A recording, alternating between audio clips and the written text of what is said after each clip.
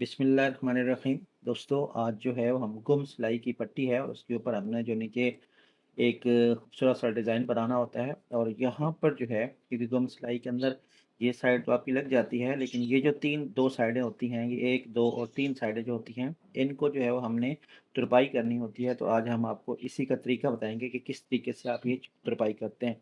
ये हमने यहाँ पे कमीज़ बिठाई हुई है और अब हम इस कमीज़ का जो है, यहाँ पे हमने जब बराबर कर देना है, तो बराबर करने के बाद जो है, हमने इसको क्या करना है कि यहाँ पर ये लगी हुई है, इसको बिल्कुल उसी तरीके से यहाँ से हमने निशान लगा लेना है इसका, इस तरीके से हमने कर लिया। इसको आपने यहाँ पे निशान लगा दिया। जब इस्त्री मारेंगे तो निशान लग जाएगा। ये आपने यहाँ पे एक निशान लगा दिया। ये आप देख रहे हैं, यहाँ पे हमें एक लाइन का हमें समझ आ गई कि ये किस तरह हमारी यहाँ पे लाइन आएगी। और दूसरा जो है, फिर इसी तरीके से आप इसको इस साइड पे कर लें और इस साइड पे जो है वो आप यहाँ पे निशान लगा दें। ये सिर्फ निशानात लगाने के लिए है। अगर कलरफुल कोई कपड़ा है, क्योंकि ये कपड़ा लाइट कलर का है, इसलिए जो है मैंने यहाँ पे किसी पेंसिल का इस्तेमाल नहीं किया। आप पेंसिल का इस्तेमाल कर सकते हैं। ये हमारे यहाँ पे ये देखिए निशानात लग गए हैं। अब हमारे लिए आसानी हो गई है। अब हम इसमें धागे के साथ जो है वो तुरपाई करते हैं। मैं आपको उसका तरीका बताता हूँ। तो ये हमारे पास सुई है और यहाँ पे एक बात ख्याल ख्याल करना है आपने कि ये जो धागा आपने डालना है, ये सिंगल डालना है, ठीक है।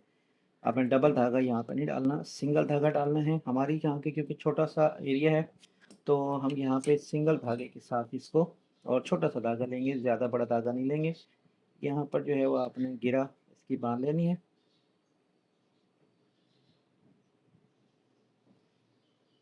ये आपकी गिरा आ गई, ठीक है। गिरा को जो है, अगर बहुत बड़ी है तो आप इसको छोटा कर दें, ठीक है। अब ये एक साइड पे हमने गिरा बाँध दी है। एक जो साइड है हमारी ये अलग है और ये जो है, ये धागा हमारे पास अलग है। अब हम इसको तुरपाई स्टार्ट करेंगे और हम इस जाएँगे कमीज़ की बैक साइड पे। देखिए, अब हमने जो निशानात लगाए थे, उस निशानात ये हमारे सामने निशानात आए हुए हैं। इससे हमें आसानी हो गई है कि अब हमने कहाँ से धागे को उठाना है। तो इसी तरीके से आपने यहाँ पर जिस तरह मैंने किया है, इस तरीके से आप इसको उल्टा लें। उल्टाने के बाद जो है, अब आपने यहाँ से तुरपाई स्टार्ट कर देनी है। आपने ऊपर वाला धागा और नीचे वाले धागे को आपने उठाना है। जो नीचे वाला जो कपड़ा है उसको आपने लेना है और इस तरीके से आपने तुरपाई कर देनी है।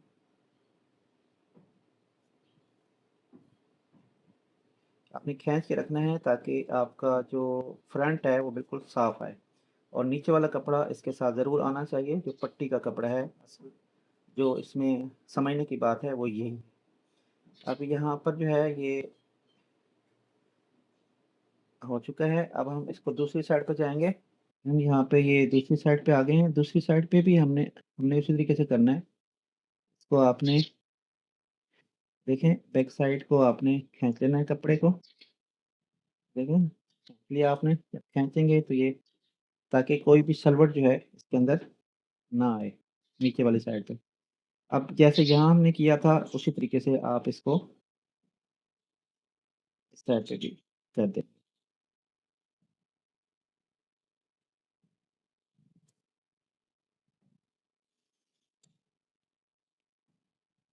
नीचे वाला कपड़ा जो है उस अंदर ज़रूर आना चाहिए, नहीं तो फिर ये काबू में नहीं आएगा आपके। ये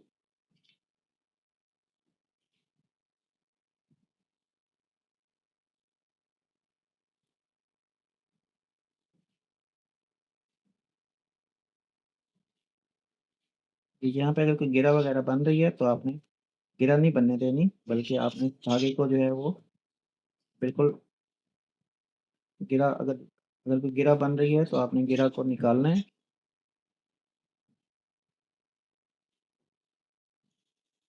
यहाँ पे कोई भी गिरा आपकी नहीं आनी चाहिए।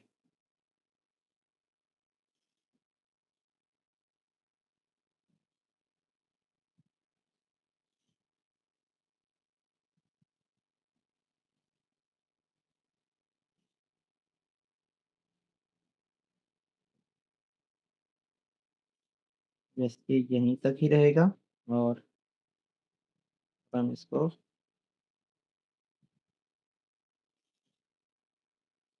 यहाँ से अब हम इसको पक्का कर देंगे। डबल धागे के साथ पक्का करेंगे हम यहाँ पे।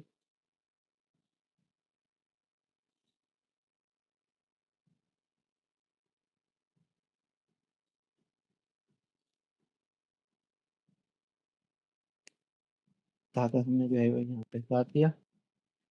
हम इसको इस्त्री के साथ मज़ीद ज़रा इसकी सफाई कर लेते हैं ताकि इसका फ्रंट साफ आ जाए।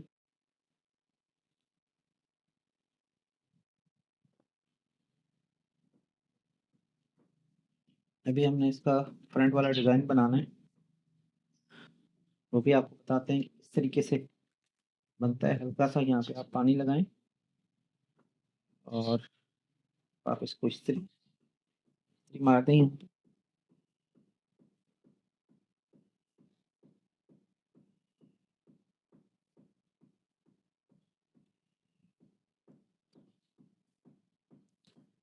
फ्रंट चेक करते हैं।